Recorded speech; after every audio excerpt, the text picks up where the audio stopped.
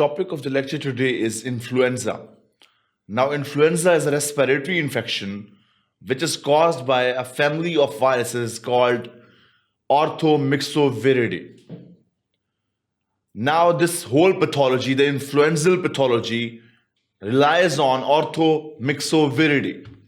Now, Orthomyxoviridae is a family of viruses which is basically RNA viruses. And they have further subtypes. So, Orthomyxoviridae are RNA viruses which are further subdivided into 5 different subcategories.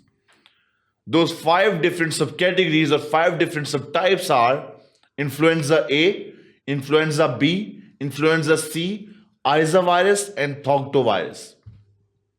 Now, these 5 are viruses. Influenza A viruses cause Influenza A. Influenza B viruses cause Influenza B. Influenza C viruses cause Influenza C. Virus affects the salmon, and Pathogenesis affects the vertebrates and those animals or those species which don't have even vertebrae, like mosquitoes. They go on and infect vertebrates and those organisms which don't have any vertebra, like mosquitoes. So they have a wide range of pathology.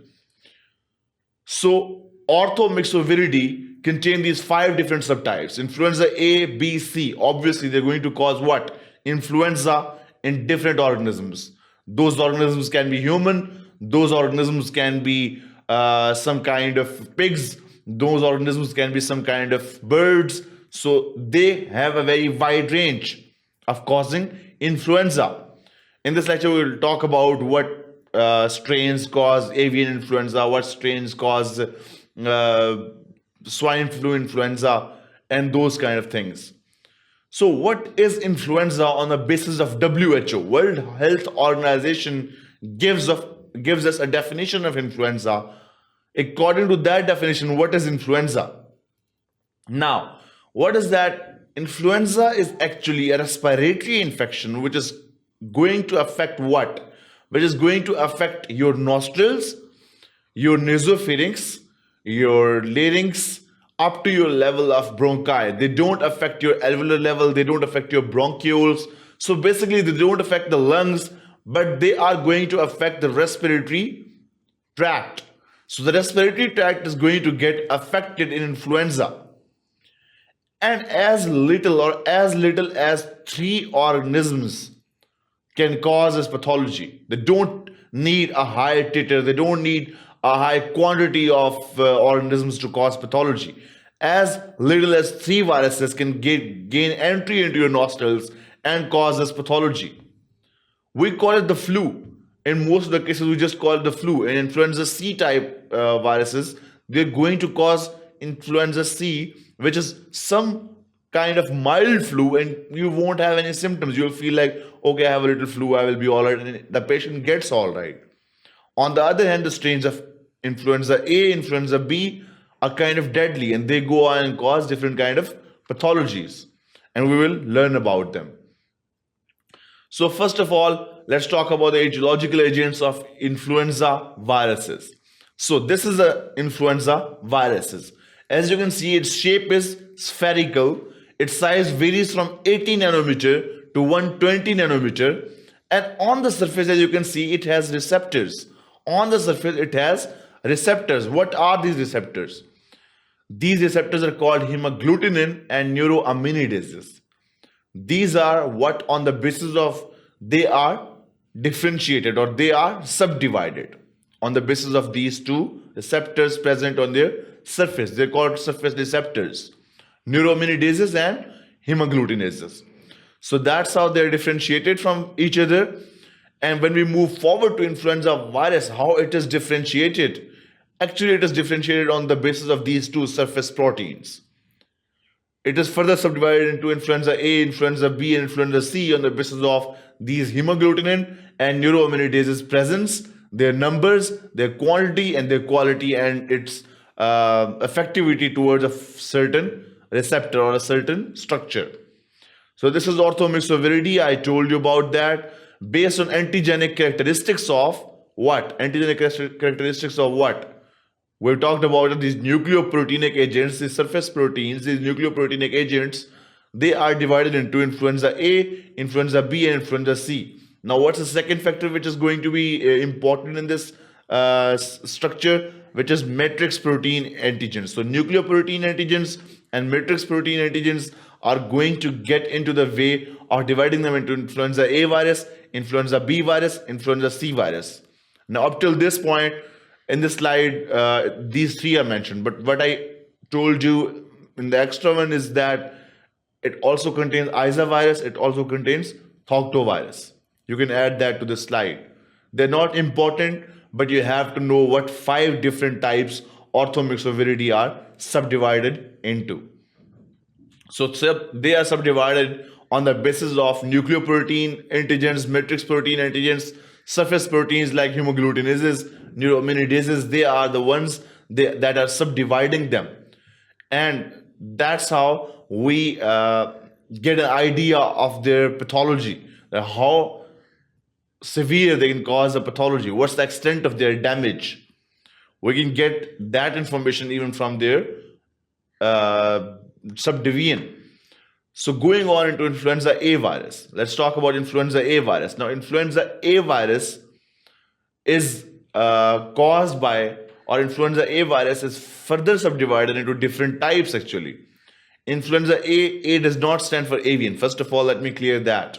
Because Influenza A virus has strains called H1N1 or H1N2 or H2N3 or H3N1, H3N2. These are some strains which are found in different kind of flus like pig flus or avian influenzas. But it does not mean that Influenza A stands for avian. Influenza A is further subdivided on the basis of what? 2 important things you have to keep in mind: antigenic drift and antigenic shift. Now, these 2 phenomena are the ones that are dividing Influenza A virus into its further subtypes, into its further strains.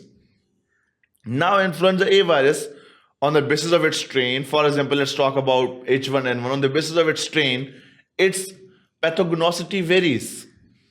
In some cases, it's just going to cause a mild flu and it will take care of its own. The immunity will take care of its own. But in some cases, it goes on and causes avian influenza. In some cases, it will go on and cause swine influenza or swine flu. And these are endemic things. These are pandemic things. So they'll cause multiple people, multiple regions.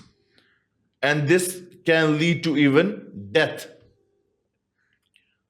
Because up till the point when we did not have any medications against this kind of attack, people were prone to it, and these attacks will go endemic because Influenza A virus is endemic in humans. It will go endemic, it will go pandemic, and it will cause pathology. It will cause destruction in human beings. So its pathogenicity varies on the basis of its strain. However the strain is, however the pathology will be. So let's talk about Influenza A virus subtypes. First of all, the most important question: what are they going to be subdivided upon? What's the reason behind the subdivision?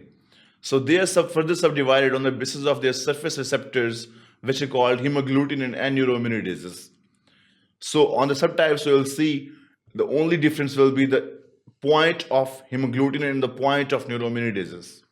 So first of all, we have hemagglutinin 2, neuraminidase 8. Next, we have hemagglutinin 3, neuraminidase 8. Next, we have H1N1. Scientists pronounce it as Hene. It's the only thing that's not pronounced with the number like H3 and 8. No, it's pronounced Hene. Formerly, it was HSWN1, but now it is H1N1 under the subcategory of H1N1, which is Hene. Next on, we have H0N1, which was formerly known as, but now it also comes under the category of Hene. Next on, we have Hene itself, which was formerly known as Hene and still known as Hene. Next on, we have H2N2, and next on, we have H3N2.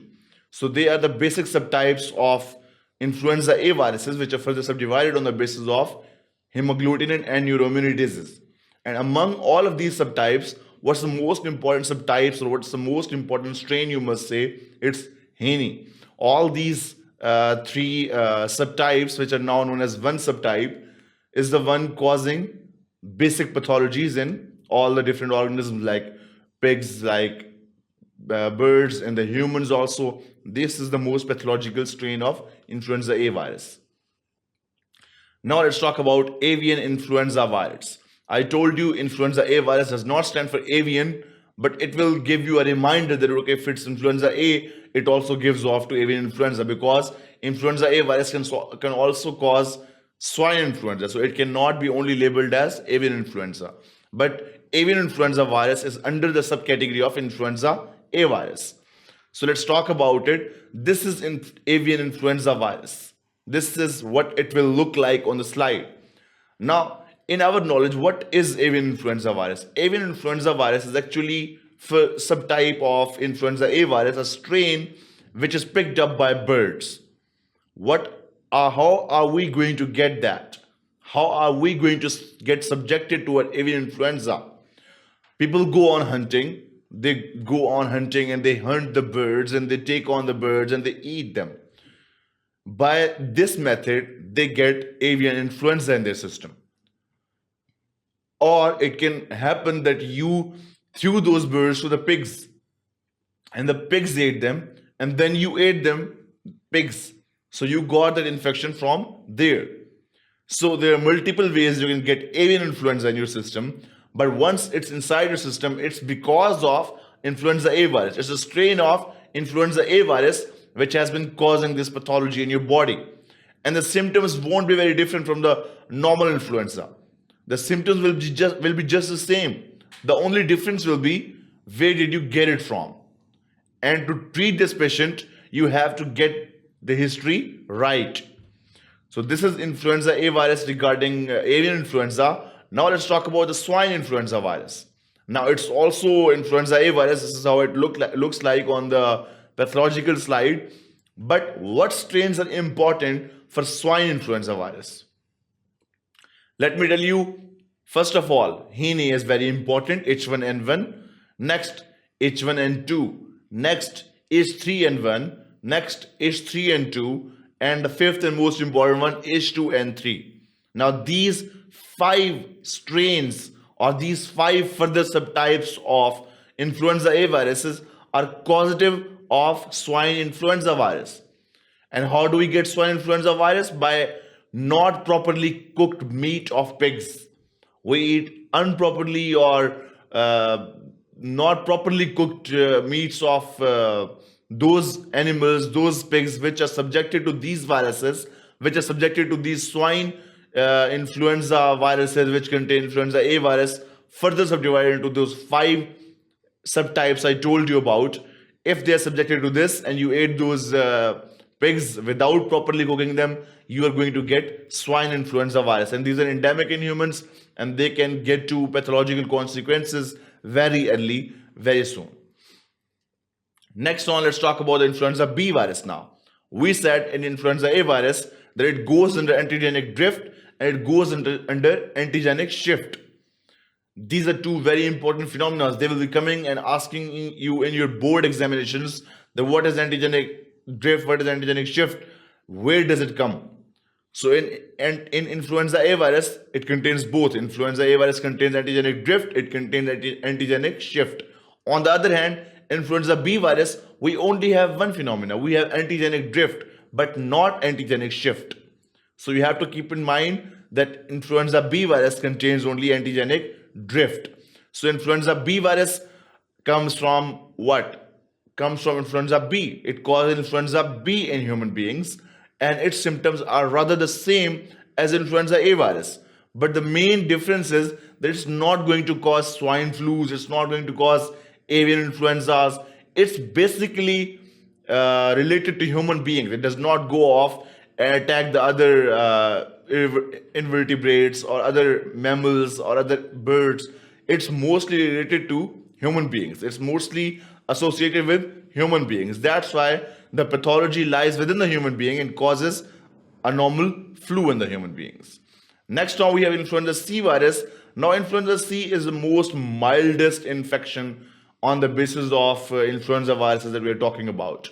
Influenza C virus will come into the play and you won't even know you have influenza C virus because they are very mild. They only cause a mild flu, and sometimes it will just go off without even causing any symptoms. You won't have any symptoms.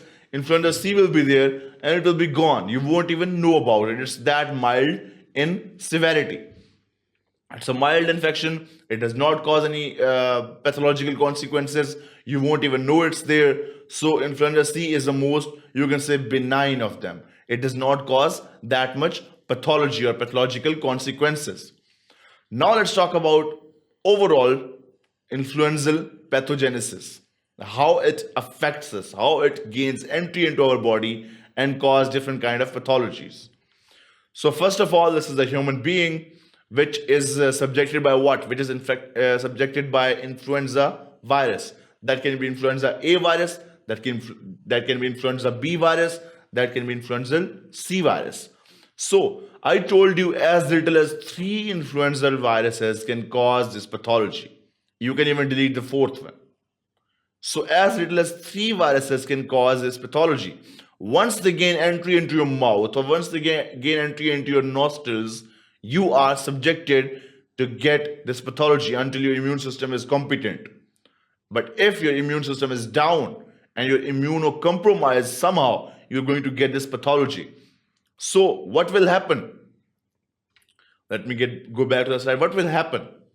This influenza virus will go on into your pharynx, then into your trachea. When they gain entry into your trachea, first thing they are going to do is what? They are going to infect your respiratory tract. And in your respiratory tract, what's their target organ? Their target organ is ciliated cells. They are going to attack ciliated cells which produce this movement which helps mucus go up, and you typically just throw it out or you just go on and take it in your stomach. But what happens is that they go on and attack those ciliary cells. When the function of ciliary cells is compromised, there won't be any much clearance of that mucus, and this will in turn lead to infections which can be due to any bacteria, which can be due to any viruses. So that's how they affect your respiratory tract. They go on and attack your ciliated cells. When ciliated cells are down and out, there's no movement for your mucus. There's increased mucus production, but there's no way of disposing of that mucus. So nothing happens. It stays the same, and there's a chance of getting secondary infection. That's why pneumonia is very common with influenza. You get influenza, it's nothing. You can treat influenza in no time. But with influenza comes the opportunistic infection or the secondary infections like pneumonia. It comes why? Because your whole respiratory tract is compromised. Your immune system is compromised and it is not taking care of it. So they come in and cause pneumonia afterwards.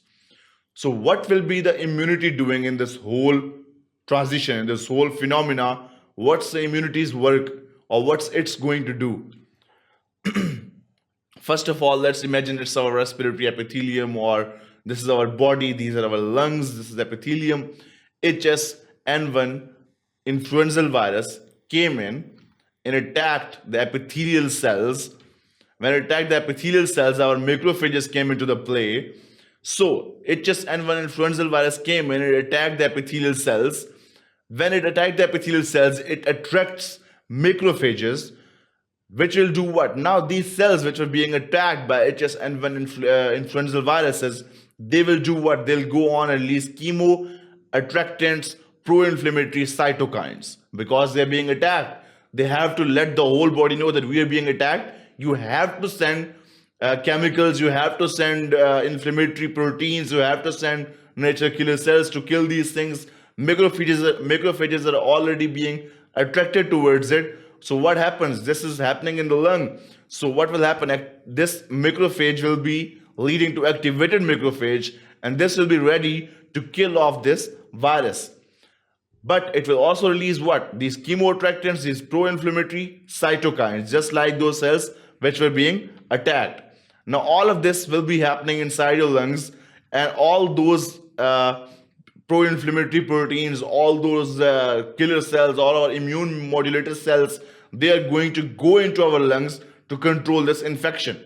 So when they go, this uncontrolled experiment immune response happens. So we don't have any control over it, because a virus, it has this way of affecting us. It has a way of affecting our immunity in such a way that our immunity goes uncontrolled. So what happened? That virus came in, it affected those cells, it affected that epithelial cells. Epithelial cells released chemoattractants, they released pro-inflammatory cytokines, they affected macrophages. The macrophages converted into activated macrophages, and it also released those two cells, what? Pro-inflammatory cells and cytokines. So this is the whole phenomena is uncontrolled exuberant immune response. So how do we take care of it, or how the immunity will take care of it? So it will happen that these viral peptides are going to get attached to these macrophages, right? After the attachment, they have released these structures, right? So these viral peptides are going to do what? These are going to attach towards immunoreceptors. They're going to act on your immunoreceptors, and they are going to lead to these activated T cells, right? So these activated T cells are our, you can say, second line of defense against these kind of pathogens. So what will happen? These activated T cells will also release what? Pro-inflammatory cytokines. This is also leading to what? This uncontrolled exuberant immune response. And they are going to attack what? The lungs. So this whole phenomena is going on, which will lead to what? Acute respiratory distress syndrome, which will be necrosis, tissue destruction, influx of leukocytes, dilation of blood vessels. I hope you see the whole picture now. Those cells came into your body, gain entry into your nostrils, gain entry into your mouth. They went on and got to your lungs and affected what? Affected your epithelial cells. Epithelial cells, when got affected, they release pro-inflammatory mediators and cytokines. They also got attached to what? They also got attached to macrophages. And when viral peptide got attached to macrophage got activated in a second. They are there to kill those organisms. So macrophage got activated. It also released those same things: immunomodulators, chemoattractants, and pro-inflammatory cytokines. So both of them are releasing the same thing. At the same time, macrophages got the immunoreceptors. T cells came in, they got attached to the immunoreceptors, they got activated, and they are releasing also what? Those exact pro-inflammatory cytokines. So our whole body is trying to combat these viruses by producing what? By producing pro-inflammatory cytokines, which are going to do what? Inflammation. Our body is responding in chemoattractants, so a whole body immune system is going to be attracted towards the lungs. Though they are going to go towards the lungs, and they're going to get stuck there, and they're going to cause secondary infection because of it. So all of this uncontrolled exuberant immune response came into the play, and this will lead to what? This will lead to necrosis. Necrosis of what? Those cells which are already being affected by viruses, they are going to go into necrosis. Tissue will be destroyed because of this phenomena going on inside your lungs, because of these attacks from your immune system and attacks from viruses. Even your immune system will be causing more damage than the virus in this case. Next on, influx of leukocytes will come into the play, because it's our response, it's our immune system. Leukocytes will come into the play. They will try to eliminate this infection, and in turn cause what? More destruction in the lungs. Next on, dilation of blood vessels will happen because of the whole destruction thing happening in the body. In the lungs, leukocytes will be destroyed in some cases, and they will be accumulating in the blood vessels. Blood vessels will be dilating. All of this will be happening in your lungs, and this will lead to a catastrophic event. This immunity did not take care of that virus, but it also led to what? Necrosis. It also led to tissue destruction. It also led to influx of leukocytes in the lungs, and it also led to dilation of blood vessels in your lungs. So After that, viral replication and release phase will come into the play. These viruses will be replicated inside those macrophages in some cases and inside those cells in some cases, and they will be released to affect the other cells, and they will go out of it and they'll cause more and more pathology. Now let's talk about histopathological findings you're going to look for in influenza. First of all, you'll see granulation. Second of all, you'll see vacuolizations. These are vacuoles being formed in those structures you took the specimen from. Swelling in epithelial cells will come into the play. Piconetic nuclei will be seen. Cell necrosis will be seen. And metaplastic epithelial cells will be seen in the very late stages. Metaplasia come into the very late stage. So these are all the findings that you look for in histopathological slide of that area which you took that sample from. That area must be suffering from influenza virus for a very long time, and metaplasia is the last to come in this play. Next on, let's talk about the clinical manifestation of influenza, what a patient will be presenting to us with which is suffering from influenza. First of all, you will have headache. Next, you will have fever. You will have myalgias.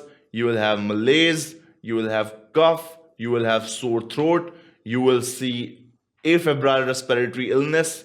You will see arthralgias, anorexias, weakness, and lymphadenopathy. Now I'll explain every one of them so that you get the idea of where is it all coming from. First of all, we talked about it's a respiratory infection, right? So these symptoms like cough, the symptoms like fever, sore throat, afebrile respiratory illness must make sense to you. Because when there's an infection in your body, it's going to cause what? It's going to cause fever. When there's fever, you're going to go on and get headache. Myalgias will be due to what? Myalgias will be due to this ongoing infection in your body and your immune response, which is causing catastrophic event in your bodies. Next one, you will have malaise because you are suffering from an infection. You are having fever. You are having arthralgias, myalgias. You're going to do what? You're going to get malaise. Cough because of what? Cough can be because of anything. Cough can be because of primary infection of influenza, or it can be due to secondary infection of pneumonia in your lungs. You're coughing because your cilia are compromised. They're not pushing that mucus out of your respiratory tract. So if they're not pushing, you go for mechanical thing. You cough it up. You cough the mucus up. And then you go on and take them in, or you just throw them out. So the point is that cough can be due to a mechanical phenomena which is leading to mucus excretion from your respiratory tract. Next one, you can have sore throat. That sore throat can be because of influenza virus, because we talked about it affects your pharynx, it affects your respiratory tract, it affects your nose, nasopharynx, all of it is affected. But it can be due to because of what? Streptococcus can also come into the play due to secondary infection. Afebrile respiratory illness, most of the cases it's happening inside your lungs.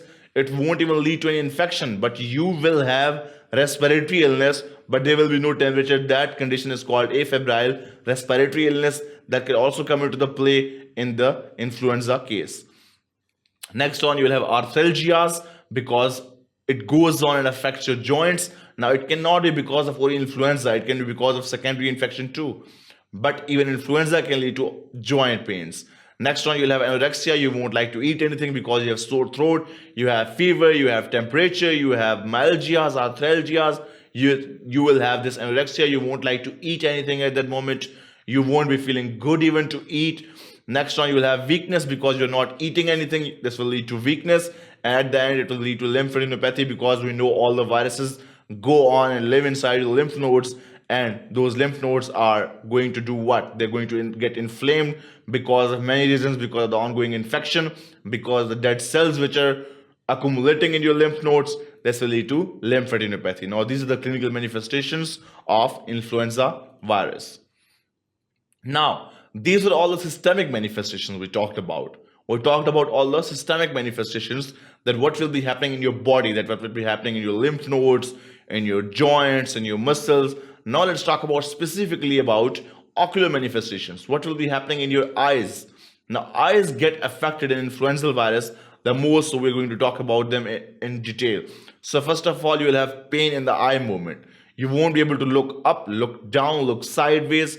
Whenever you will try to look up or look sideways or look down, or you will try to focus on anything coming from far to your far to your side, you want to focus on that thing, you won't be able to focus without having eye pains.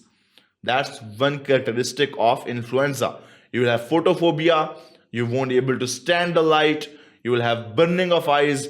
Because of this photophobia, you will not like to look at the sun or any kind of light which might pinch your eyes. You will try to cover your eyes with sunglasses, or you will try to just cover your eyes with your hands. Next on, we have pulmonary manifestations. Now, pulmonary manifestations ought to be the most important one, right? Because the primary target organ of influenza is your respiratory tract. They might not affect your lungs whole, but they are going to go until the level of bronchi, and they are going to have pulmonary manifestations. What pulmonary manifestations are those? First of all, you will have rhonchi. What is rhonchi? Rhonchi is actually a sound on appliance of stethoscope on the back of your body. When the patient is suffering from this kind of pathology, you will hear the sound of rhonchi. Next on, you'll be wheezing. You must have seen that wheezing in an asthmatic patient. He will feel like he is not getting enough oxygen, he is not getting enough air, he will be hungry for air. If you look at that person, he will literally look like he's hungry for air. That's where the wheeze comes from. Next on, you'll have dyspnea because you're not getting enough oxygen, you're not getting enough air in your lungs, you will feel dyspneic. Next on, you'll have hyperpnea, which can be due to what? Which can be due to any infection. Any infection can lead to hyperapnea. You will be going into more and more air inhalation because of it. Next on, you can have cyanosis. Cyanosis, why? Because if your lungs are not properly providing your body with enough oxygen, who's going to suffer? Extremities are going to suffer. The vital organs up to some point are going to get their oxygen. Vital organs up to some point, they're going to get their share of blood and oxygen. But the extremities, which don't have any vital organs in them, are going to suffer.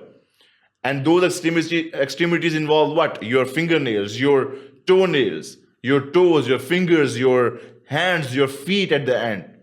So they are going to suffer, and you will have cyanosis, you will have blueness of these fingers. Why? Because now it contains only deoxygenated blood.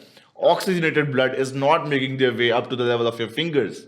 It's deoxygenated blood, and that blood is blue in color. That's why you have this cyanosis. That's why you have this bluishness of your fingers. You will have diffused rails because of this pathology. You will have signs of consolidation when you go for X-ray. When finally you think we have rhonchi, we have wheeze, we have dyspnea, let's go for chest X-ray. And when you go for chest X-ray, you will see signs of consolidation. Now this X-ray report depends upon that whether it's only influenza or the secondary infection has occurred already. But even if it's influenza, you will see the signs of consolidation, and at the end you will see increased alveolar capillary diffuse gradients because of the ongoing infection and because of the immune responses. These are the pulmonary manifestations. Going on forward, let's talk about the physical findings in influenzaal patient. Physical findings will include what? Physical findings will include, first of all, patient will be appearing flushed because of the infection going on. Next one, you'll have hot and dry skin. You will have diaphoresis. And next on, you will have mottled skin. Now, all of these symptoms, all of these signs can be attributed towards what? Can be attributed towards the infection going on and not enough blood or not enough oxygen and not enough water being supplied to the body. When all of these things are compromised, you will have all of these physical findings in the patient which is suffering from influenzaal virus. Next on, let's talk about the complication this influenza patient is going to bring towards you or bring towards itself. First of all, let's talk about the pulmonary complications. In pulmonary complications, we'll talk about what will be happening to that lung which is being affected or being infected by this organism. Next on, we're going to talk about extrapulmonary complications, which will involve the systemic complications, that what will happen to the rest of the body.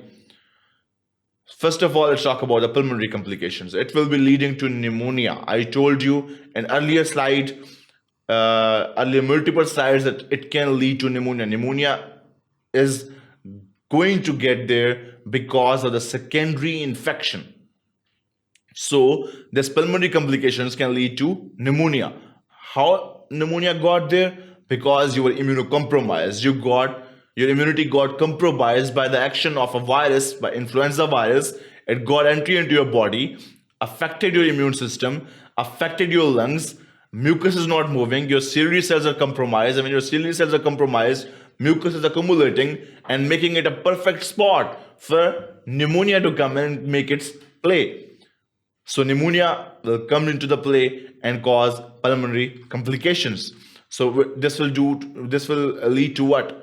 A simple pneumonia. It can be primary influenza viral pneumonia. It can be secondary bacterial pneumonia. It can be mixed viral and bacterial pneumonia, and it can be other pulmonary complications. Now, each and every one of them, please.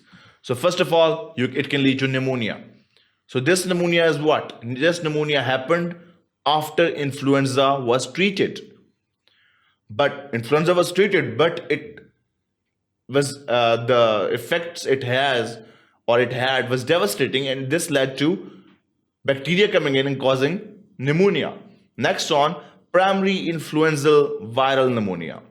It means that only viral pneumonia came into the play, only the influenza virus came in, and that causes pneumonia.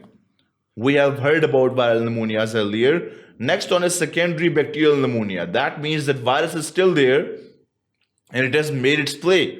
It has made a fertile ground for pneumonia to come in and cause this pathology. That is secondary bacterial pneumonia.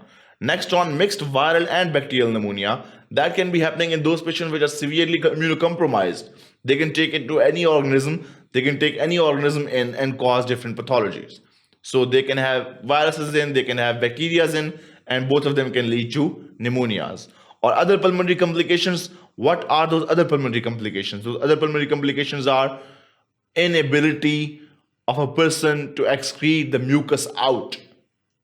When it's unable to excrete the mucus out, he'll have wheezing, he'll have dyspnea, all of those symptoms we talked about. So these are the pulmonary complications regarding influenza. Now let's talk about pulmonary complications regarding primary influenza viral pneumonia. This is what it looked like. It means that primary influenza just came into the play and caused this viral pneumonia. Next on, let's talk about the symptoms it will have.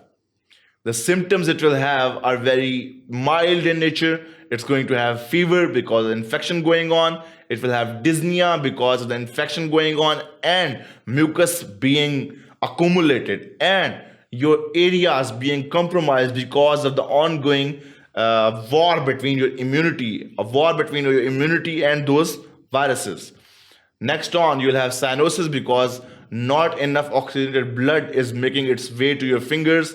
Next on, you'll have sputum blood when you'll go on and have the sputum coming out of your mouth, and when you'll put it out, you will see stains of blood present inside.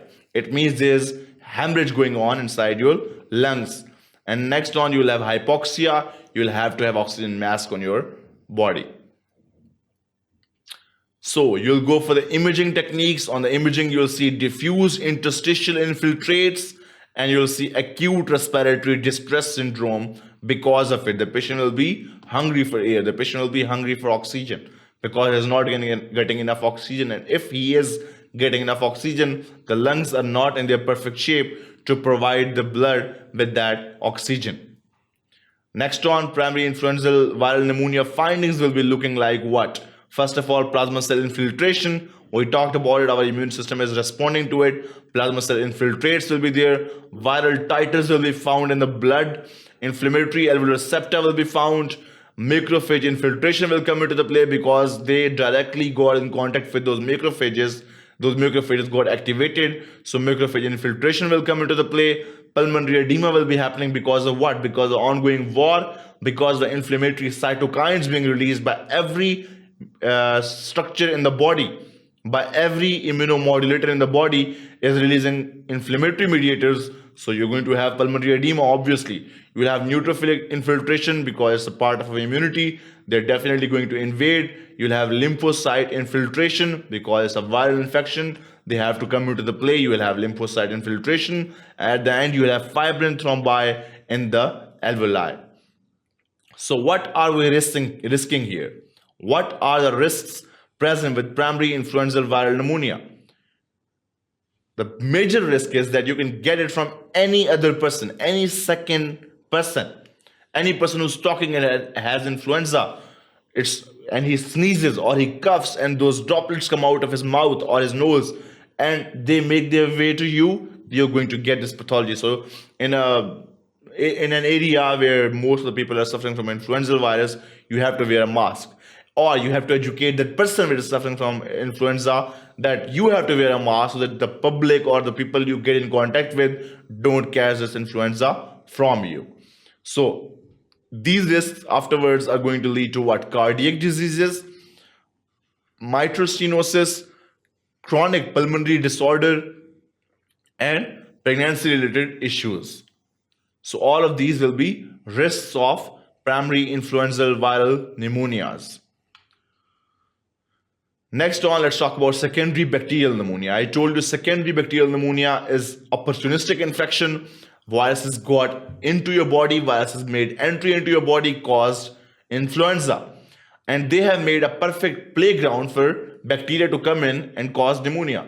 So our immune system is already down. Those bacteria which may not have entered our body normally will enter the body and maybe there was a chance that our immunity will take care of them, but the immunity system is down. So they're going to get to what? They're going to get to pneumonia and cause secondary bacterial pneumonia. Next on, what will be the clinical features of secondary bacterial pneumonia will be looking like? Fever will come into the play because of bacterial infection, because of the viral infection going on. You will have cough because of the ongoing infection in your lungs and the amount of mucus being produced and accumulated there. Next one, you'll have production of purulent sputum. The sputum will be purulent in nature, and you'll have X-ray signs of consolidation because pneumonia typically presents with consolidation. So secondary bacterial pneumonia, what are those pathogens which cause this pathology? You can have streptococcus pneumonia, you'll have staphylococcus aureus coming into the play, and Haemophilus influenza. These three are the basic bacteria which are opportunistic in nature, which will come into the play in those cases where immunity is already down and all they have to do is make their entry and cause this pathology. Next on, secondary bacterial pneumonia also contains risks like viral pneumonia. So what are those risks? Heart condition already comes into the play, but first of all, in the adult patients, chronic pulmonary disease will come into the play. They have this disease has already damaged infrastructure of pulmonary circuits, and those are gone under the necrosis. They were gone under the inflammatory processes. So they're not up to the mark. They're not healed yet. So they are going to do what? They're going to have chronic pulmonary diseases. They're going to have cardiac diseases because of it. Now, why cardiac diseases are coming into the play? Because if pulmonary circuit is somehow affected, this in turn leads to what? This in turn leads to cardiac malformations because our right side of the heart is sending a lot of blood to the pulmonary circuit. And if pulmonary circuit is compromised, the blood is going to pool up and cause pathology in our right side and then in turn lead to left side pathology. So the cardiac diseases will come into the play right with pulmonary chronic diseases. Next on, how do we diagnose a patient suffering from secondary bacterial pneumonia? You can go on and you will find purulent sputum, and you go on do the culture, and you will find those three bacteria we talked about: Streptococcus pneumonia, Staphylococcus aureus, and H. influenza in that sputum. Other pulmonary complications which will be coming into the play are obstructive pulmonary diseases. It means that patient won't be able to inhale and exhale enough air, which was originally normal for that human being. Obstructive means that there's an obstruction. There's an obstruction to the air because some area is necrosed. Some area underwent inflammation. Some area underwent pathological consequences. So it's not taking any air, it's not taking any part in communication of air and blood. So that area is not taking part in oxygenation of blood. And that's where this obstructive pulmonary disease comes from. Next on, you can have chronic bronchitis because of it. You can have asthma because of it. Now, asthma, as we have already discussed in multiple cases, that asthma is mostly because of some allergy. But it can also come into the play when most of the area is being destroyed or underwent some kind of necrosis, and that also led to asthma. You'll have croup on X-ray findings. You'll have sinusitis because of this pathology. You will have otitis. Now, otitis, whenever nasopharynx or nostrils are being infected, they have a direct relationship with what? Your middle ear, and that will lead to otitis. So let's talk about the extrapulmonary complications now. Up till now, we've talked about what will happen to the lungs afterwards. What are the complications related to the lungs? Now let's talk about the systemic manifestation it will have on the body. First of all, you'll have myositis. We talked about it affects the muscles. It can lead to myositis, inflammation of those muscles. It can lead to rhabdomyolysis. In this case, muscles are even being necrosed. Muscles are being necrosed, muscles are being inflamed. This may lead to rhabdomyolysis. This may lead to myoglobinuria. What is myoglobinuria? Myoglobin will be produced if muscles are being destroyed, and if myoglobin is coming into the urine, that's called myoglobinuria. It means the muscles are being destroyed. Next on, you have myalgias because muscle destruction is happening on, rhabdomyolysis is happening, myoglobinuria is happening. You will have myalgias, obviously. You'll have muscle tenderness, and you will have pericarditis. What is pericarditis? Inflammation of the pericardium of the heart is called pericarditis. Next on, sinus complications are the most important ones here to look at because they are the ones that we won't be able to control very much if they got manifested in this pathology. First of all, you can have encephalitis because of viral infection. It can make its way up to that level and cause encephalitis. Next one, it can have transverse myelitis. It can lead to transverse myelitis. It can also lead to what? It can lead to, in some cases, it can lead to your legs being out of the system. Maybe it affects some nerves and you are unable to walk afterwards. Maybe it does not, and you're just fine. You just have transverse myelitis in that case. Next on, going on to Guillain-Barré syndrome. It's not Guillain-Barré, it's Guillain-Barré syndrome. Now, what is Guillain-Barré syndrome? It's also one of the extrapulmonary complications. In Guillain-Barré, your nerves are being affected. And when your nerves are being affected, you lose the ability to walk properly. It starts from extreme. You will lose a sensation in your feet for the first, then in your legs, then in your thighs, then in your hips. So it's ascending pathology. Guillain-Barré is ascending pathology. It can come into the play in a viral infection. So you have to be very careful regarding this pathology because you won't be able to walk properly afterwards. You won't be able to move your hands properly afterwards. And in some cases, these patients die of pulmonary manifestations because they don't go down, or they don't die because of not walking or not talking, but they may die because of the pulmonary manifestations because of unable to breathe properly.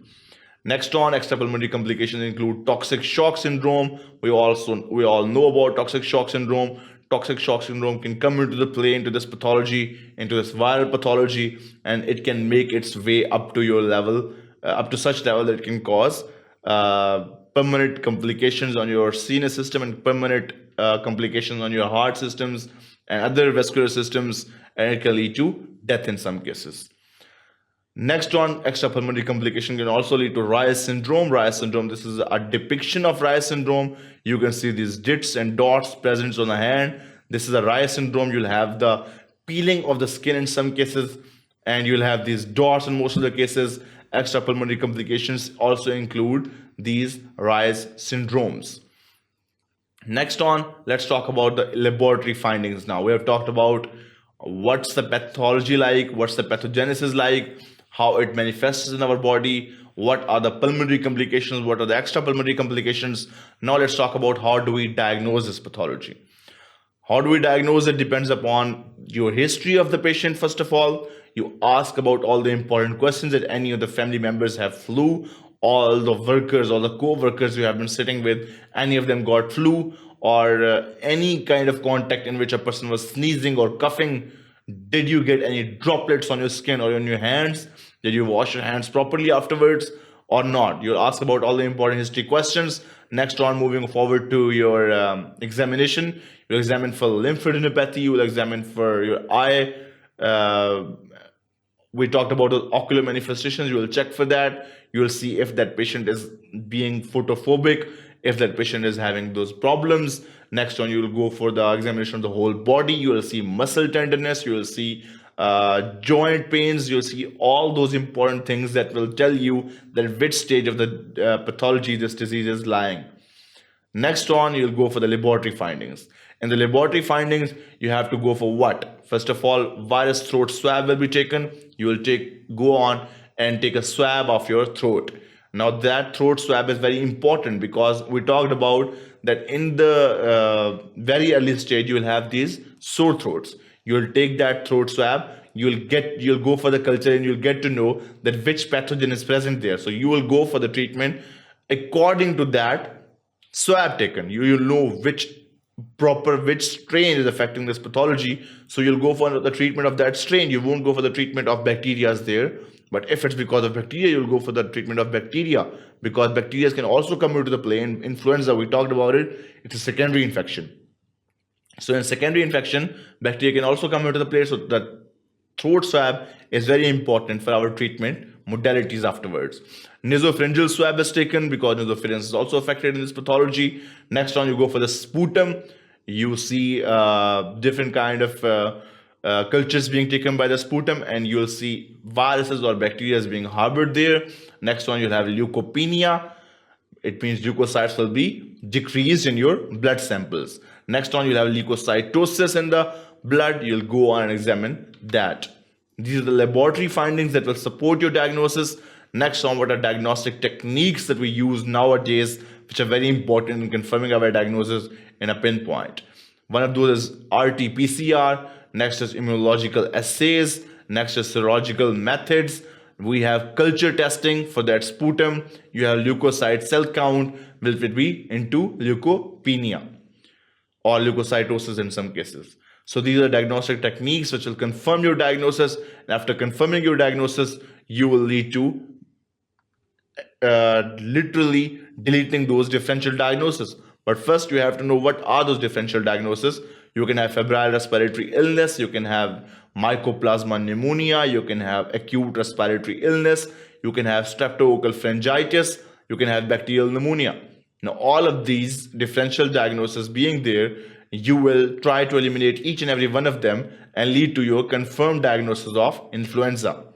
Now, in the treatment modalities, we can go for the antiviral drugs. Those antiviral drugs, interferon is also important if it is not treated by these antiviral drugs that we're going to talk about here. Also, acyclovir is given in some cases. But what are the first line antiviral drugs we use here? First line antiviral drugs are oseltamivir, it's zanamivir, it's amantadine, and it's rimantadine. Now, these four are first line antiviral drugs against these influenza viruses. And next on, if it's not treated properly from these, you go for acyclovir and other antiviral drugs. So that's all for the treatment of modalities we can use. Next one, you have to tell that patient which is being treated that to wear a proper mask so that the other person won't be getting this pathology from them, from these affected people. These preventive methods are very important. If they are affected, they have to wear a mask. And if they're not affected and they are working in a work environment in which the people are being infected by influenza, they also have to wear the mask. And they also have to wash their hands after being in contact with those people. So that's all for influenza. All you have to know is that what is it come from? What are those viruses causing them? What are those strains that are very important? What are those strains causing pathologies in the human beings? What are complications at the pulmonary level? What are the complications at the extrapulmonary levels? And how pneumonia comes into the play? How do we diagnose it? And how do we treat it? So that's all for today. Thank you for watching sqadia.com.